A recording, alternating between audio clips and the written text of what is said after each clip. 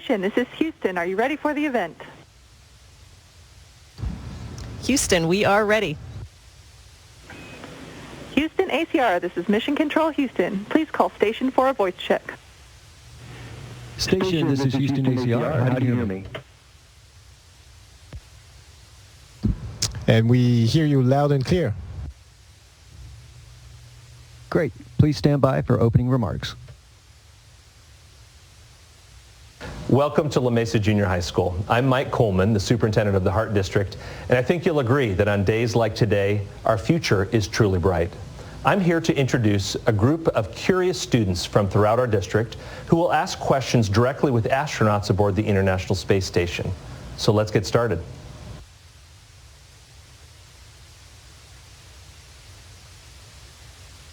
My name is Jevin, and I'm from La Mesa Junior High School, and my question is, what is the best experience you had in space so far? The best, there's a lot of good moments on the space station. I think just getting there was absolutely unbelievable. I remember my first time, even the second time, it doesn't get old. You enter the station. First of all, you see it coming when you approach with your spacecraft after launch, a lot of emotions. And then you dock, you open the hatch, you see your friends and your colleagues that have launched a little bit earlier than you, and that you meet up with them on board the space station. It's a fantastic time. Everybody's happy, lots of smiles all around. And that's a really, really good time. That's my best moment so far, I guess. My name is Ava, and I'm from Castaic High School. My question is about the fresh food analysis projects being conducted on the station. Do you believe that in the future you'll be able to prepare your own meals through food grown in space? That's a great question, Ava. I really like to prepare food on the ground using fresh vegetables and fruits, so that would be something that I would enjoy. We have grown small crops in space before, and one of my crewmates, Shane, was able to grow and eat lettuce up here last time he was up here. Right now we're growing hatch chili peppers, which we're excited about, but they do take a long time to grow. They have a more complicated system. They take longer to germinate and longer to grow and produce fruit, and so we're hoping to see some chili peppers before we go home, which would be great. Because they're tasty, but also because in successfully growing these more complicated plants, we're learning more about how to do this for the future. So I think in the future people will be able to use more fresh foods to supplement the food that they eat in space, but we're probably a long way from being able to completely prepare our foods from scratch in space. My name is Sochi, and I'm from Norte Junior High School. What is a problem that has arisen during your time on the space station, and how long did it take to solve? It's space. It's not always easy. So sometimes there's problems. It's part of the journey. It's part of what we're trying to overcome up here. It's not easy. Otherwise, it wouldn't take that much effort to do it. But so we've had lots of small problems. We haven't had a real big problem. We've been pretty safe. Space flight has been pretty safe for a long time, thanks to everybody's effort. I remember we had so during a spacewalk recently, we had some hardware was not cooperating, and Shane has lost his helmet lights that disconnected from the helmet, and we had to improvise, a fix out there with what we have in a spacesuit. That was not easy. So that's one of the small problems, or sometimes a little bit bigger problems that we have to overcome, but we get a lot of help. We try to react as a team up here and also as a team with all the mission controls on the ground. They provide us with a lot of help, a lot of advice, and more often than not, they solve the problem for us. My name is Chloe, and I'm from Golden Valley High School. My question is, how do you orient yourself in space with so little gravity? Do you have this side up signs on the station like on a box? This side up signs might be really helpful, especially when you're newly arrived to space station and you're getting used to and having fun with sort of zooming around from module to module and spinning, corkscrewing as you go, and you might get into an area and think, where the heck am I? Which way is up? But in fact, you can work in any environment. It doesn't feel any different whether we're upside down, or if I come up here, it doesn't feel any different to me to be working up here than it does when I'm up sort of upright in this orientation. When we train on Earth, we do train like this. So feet towards what we call the deck and head up towards the overhead. And we can tell where that is based on where the lights are. So the lights are up towards the overhead, and the air intakes are down towards our feet. So that if you really need to be oriented on which way is up, that's how we do it. Hi, my name is Abigail, and I'm from Saugus High School. My question for you is artificial gravity a feasible achievement, and if so, how would it affect the three-dimensional life on board the space station? It's a great question. So I think it's fair to say that it's not achievable right now, because you would need to rotate either the entire spacecraft or huge big parts of the spacecraft like a module. So mechanically that would be very, very complicated. We're not doing this right now. For now, we rely on countermeasures. So we do exercise every day to not lose too much bone mass and muscle mass, because that comes with not having to support your weight and support and just use your body as you would on Earth. So that's what we're doing right now. In the future, certainly not. Nothing's impossible. All the stuff that was science fiction 50 years ago or 100 years ago has become true, most of it today. So who knows? Maybe one day it will be. But for now, there's been studies, how to centrifuge a module, part of a module. But right now, we're not using them. Maybe one day. My name is Evan. I'm from Valencia High School, and I'm curious about cool flames. I want to know how they work and how these experiments will continue, and also how they'll be applied into technology in the future. Thanks for the question, Evan. Cool flames are really interesting, as I've been learning about them as well. And so cool flames that's a relative term. Cool flames actually burn around 600 degrees Celsius. And if you think about a regular candle that you might have in your house, that's at 1400 degrees Celsius. So they're cooler than a normal flame, but still reasonably hot. One of the things that's really interesting about them is that they were kind of discovered as a byproduct from another experiment, meaning somebody set up an experiment and was not expecting this to happen, but it was a result. And so I find that fascinating, that as we're conducting science experiments, that we learn things that we didn't even know to ask about, and so then we can ask a whole new set of questions. I find that fascinating, and that's what's going on with cool flames. And so new things are being discovered about the chemistry of combustion kind of all the time. There was a big discovery just this summer where the cool flames were capable with gaseous fuels for the first time rather than liquid fuels. And so that discovery about the chemistry of combustion is ongoing, and I think it will ultimately contribute to cleaner burning internal combustion engines on Earth, which of course would be fantastic.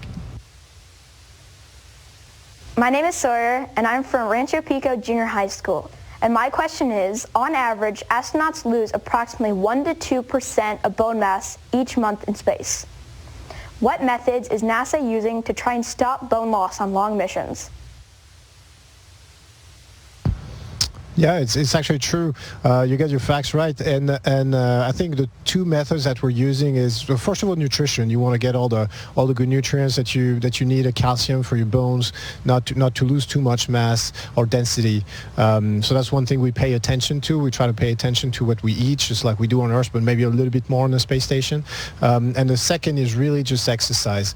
I mean, I say just exercise, but it's not easy to exercise on the space station. You need a three-dimensional machine that's isolated in vibration from the rest of the station. You don't want to shake the entire station. That wouldn't be good for the scientific experiments. So we have that, and we have a bike, we have a treadmill. But it took a lot of engineering to make those things work, and they work really well. We use them every day. So that's what we do to try to counteract bone loss, and we've been really successful. I think long duration missions at the very beginning on the Mir space station, you were talking about more than 10% of bone loss, and now we're closer to 1%, which is I would say almost zero as far as I'm concerned. So we're doing good. We'll keep doing that in the future, and there's also research in some other ways to mitigate bone loss. But for now, those two methods are the ones we use every day. My name is Zachery, and I'm from Hart High School. I'd like to know what raw materials could be found on the moon, and how might they be harvested? So that's a really interesting question as well. And so when we think about what raw materials we would get on the moon, we think about directly how might those materials help us to exist on the moon. And so I think about solar power. We can use solar energy on the moon. I think about oxygen, getting oxygen from the materials on the moon, and various kinds of metals are available. And then also covering the whole surface of the moon is debris that we call regolith. And actually right now on the International Space Station, just right over here in this module, there's a a 3D printer. An experiment has just started to use a simulated regolith to see, can we make building materials, something that we could make a habitat on the moon out of regolith. And so those are the materials that we might use in the short term when we're initially starting a habitat on the moon. And then that enables us to not have to launch so much stuff from the Earth, to be able to stay on the moon and learn more about what's available on the moon. Hi, my name is Sofia and I'm from Clarita Junior High School. How far into outer space can we travel with the Gateway being the starting point? That's a great question. So I think first of all, the Gateway, what it gives us is really access to the moon, and the moon is 400,000 kilometers away from the Earth, roughly. So that's 1,000 times further into space than we are right now on the International Space Station. So it's no small feat. And with the Gateway, you can access all the surface of the moon, which is also very, very important for us when we want to go back and establish a more sustained human presence on the moon. But I think the Gateway is also a fantastic starting point for any venture further and deeper into the universe, including our next target, which is going to be Mars. We have Mars in the line of sight. All the agencies agree on it. That's the goal. That's the end game, and that's what we're working towards. Of course, the moon is important, but we also have Mars in sight, and the Gateway is going to enable access to both of those targets in the near future, and that's pretty fantastic. Hi there. My name is Oliver, and I'm a student from Academy of the Canyons. And my question is, understanding the magnitude of the work you do, how do you think your own confidence or stress in that work would be affected by being in a lunar environment? Thank you very much. Thank you very much. That's a really interesting question, and it's not one that I've thought a lot about before, but I think that, the environment in a lot of ways will be similar. So you're going to have to live in a confined habitat. You're going to have to recycle your air and your water. You're going to be eating shelf-stable food with maybe some fresh food on the side. If you want to leave your habitat, you're going to have to use specialized equipment and procedures, just like we do here on the International Space Station. So in a lot of ways, very similar. And even though there'll be a small amount of G, you'll still have to be doing exercises to maintain your muscle and bone mass. And so I think because it's going to be quite similar in those ways, that I think your mental preparation and the training that you do on Earth will be quite similar. The biggest difference, as Thomas alluded to earlier, is going to be how much farther away you are. So you're a longer trip away from home. It would take probably 3 days to get home rather than maybe less than 1 day, which we can do up here. So that mental awareness of that, and I think probably the crew would have to be ready to be a little bit more autonomous. We rely very heavily on the ground, obviously, running this spacecraft, and we work together as a team, and I think we would continue to work together as a team, but the crew would have to be able to respond a little bit more independently in certain circumstances, and so that might require a little bit of a different kind of mental preparation. Hi, my name is Fion and I'm from Canyon High School.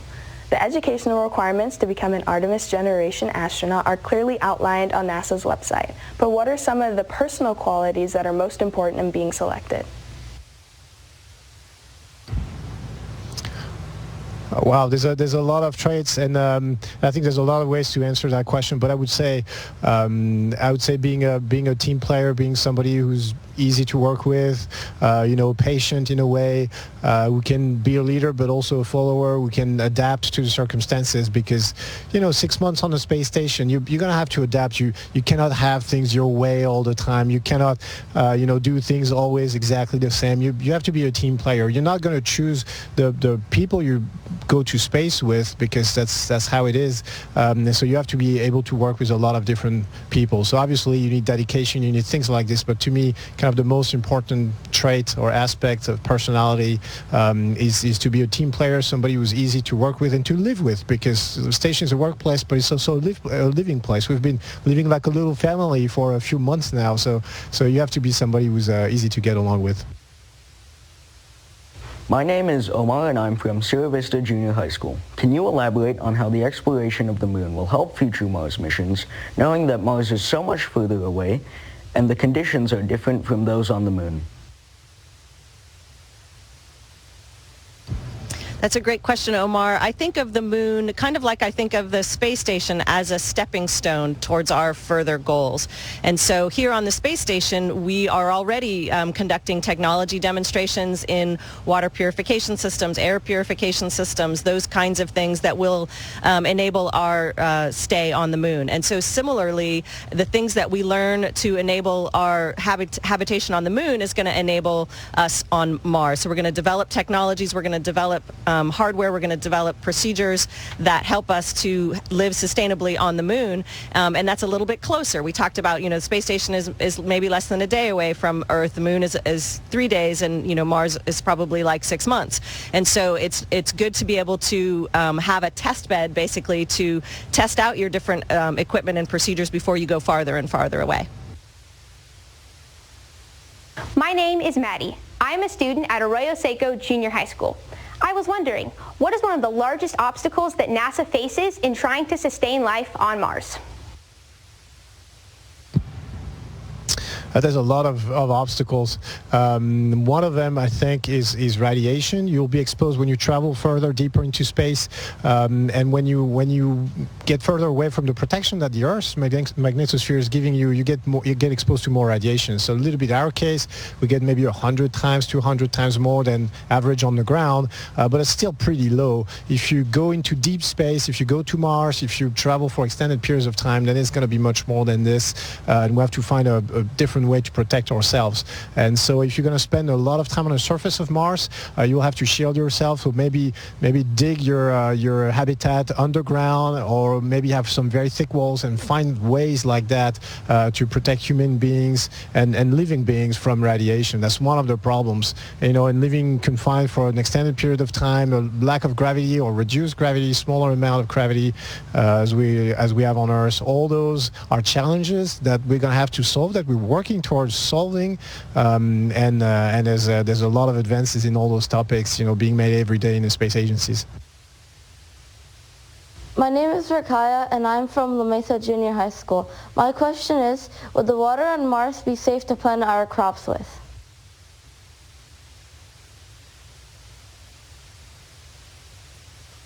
So I think a benefit to humanity comes from the fact that human beings we're explorers, right? We're seekers. We're very curious. We have always been kind of pushing the boundaries of what we understand, what we know, and we're always seeking, looking over, trying, climb the hill to see what's on the other side, kind of thing. And so I think we have this drive, and we continue to have this drive. And the benefit to us when we set these challenges for ourselves and meet these goals is that along the way, in order to meet these challenges, is we have to develop technologies to help us do these amazing things that we want to do. So for example, in going to the moon, we had to develop solar cells, or technologies that eventually led to solar cells like we have today. Water purification systems, again, air purification systems, even CAT scans that we use for medical diagnoses on Earth come from technologies that were developed to get us safely to the moon. So we don't always know exactly what the individual benefits are going to be, but I know that as we, as humanity, strives to meet these big challenges, we are going to come up with solutions that lead to technologies that benefit our everyday life. My name is Jonathan, and I'm from West Range High School. How do the astronauts now play a pivotal role in the future exploration of Mars? Great question. Like Megan was saying before, the space station we're really doing two things on the space station. That's how I see it. We're doing research for Earth. We're trying to find solutions for very earthly problems every day, but we're also doing research and technology innovation for space, for being able to going deeper and further into space. So there's a good chunk of the experiments that we're doing, of our daily activities, that are really targeted at learning more about human beings in a space environment, what it takes to keep people healthy and functional for extended periods of time, what it takes to go deeper into space, and also technology and also operations. How do you overcome the communication delays and things like that? So I would say there's a good third of our time, maybe quarter to a third of our time, that's really dedicated to learning how to get further and deeper into space. And the result of all those experiments is going to enable us to go to the moon and go to Mars. So we might not go in person, Megan or myself, but at least we'll know we have played a role in the return of humankind to the moon and the first steps on Mars, and that's going to be unbelievable to watch. Thank you, NASA. Thank you, astronauts. This has been a truly incredible experience for the students at La Mesa Junior High and the Hart District. Students, your potential is as limitless as the universe. Your future will be out of this world.